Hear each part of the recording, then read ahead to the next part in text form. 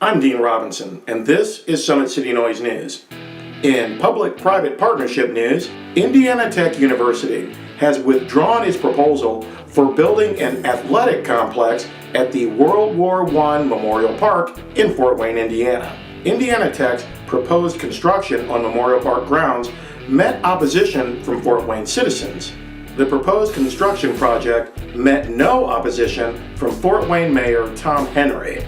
I happen to think, and my staff happens to think, that it's a move in the right direction, Mayor Henry told Wayne TV last week. Wayne TV reports, city leaders said the overall response to the plan has been positive. Apparently, Fort Wayne city leaders are full of shit. In national news, President Donald Trump fired FBI Director James Comey for his handling of the Hillary Clinton email investigation in 2016. President Trump previously praised Comey for how he handled the Hillary Clinton email investigation. James Comey really does deserve to be fired for how he handled the Clinton email investigation, but it looks bad when President Trump fires the guy for the same reason he praised him. And why did President Obama let James Comey so publicly fumble the investigation and promote it so badly?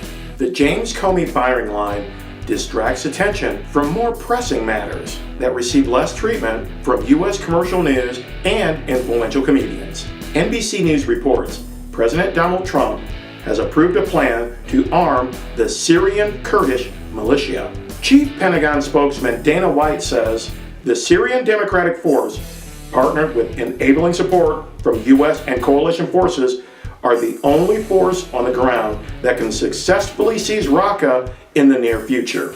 In March, Secretary of State Rex Tillerson traveled to Turkey to meet with President Erdogan, who sees the Syrian Democratic Force as terrorists.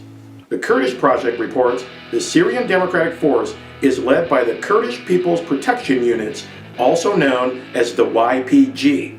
NBC says Erdogan sees the YPG as terrorists and equivalent to PKK Kurdish separatists who are blamed for attacks inside Turkey.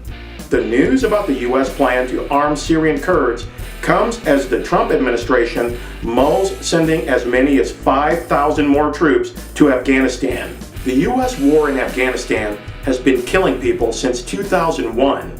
President Trump will send more people to kill and die in Afghanistan.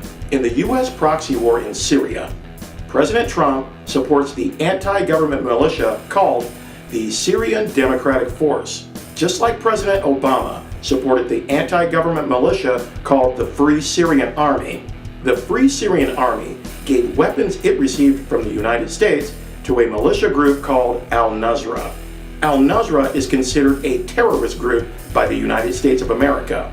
Even though their names sound great by American standards for freedom and democracy, the Free Syrian Army and the Syrian Democratic Forces, also known as the YPG, are anti-government militias paid by the Pentagon for killing people in Syria. People who watch too many Star Wars movies tend to believe rebels are always the good guys.